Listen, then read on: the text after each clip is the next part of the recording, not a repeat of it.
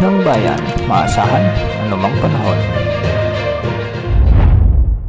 Magandang oras po sa ating lahat. Narito na ang latest update sa lagay ng ating panahon ngayon at sa magiging lagay ng panahon sa susunod na 24 oras. Sa kasalukuyan ay patuloy na nakakaapekto sa ating bansa ang tatlong weather systems gaya ng shearline, northeast monsoon at easterlies. Dahil nga sa shearline, asahan ang maulap na kalangitan na may mga scattered rains o kalat-kalat na pagulan na may kasamang isolated thunderstorms sa bahagi ng Bicol Region, sa may Quezon Province, Marinduque, sa may Romblon at kasama na ang Oriental Mindoro.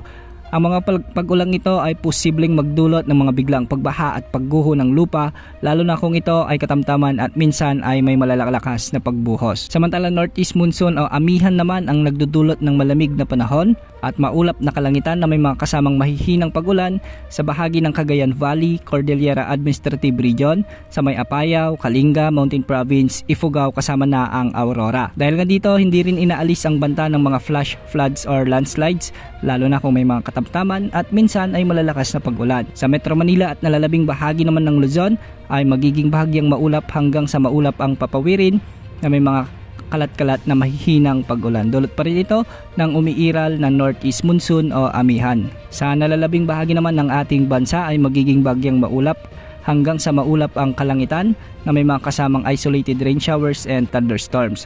Ito ay dulot naman ng mainit na hangin mula sa karagatang Pasipiko o ng easterlies. Kaya posible pa rin ang banta ng flash floods o landslides lalo na kung may mga umiiral na severe thunderstorms. Para naman sa lagay ng ating mga dagat baybayin, sa bahagi ng northern at eastern section ng Luzon ay posible ang mga pag-alon hanggang 4 meters at sa nalalabing bahagi naman ng ating bansa ay posible ang mga pag-alon hanggang 3 metro. Pinag-iingat pa rin natin ang ating mga kababayang mangingisda at may maliliit na sasakyang pandagat. Sa ngayon ay wala naman tayong namomonitor na anumang sama ng panahon gaya ng LPA o potential na bagyo na posibleng pumasok sa ating area of responsibility sa susunod na 3 hanggang 5 araw. Bukas asahan pa rin ang pag-iral ng amihan, shearline at ng easterlies sa malaking bahagi ng ating bansa.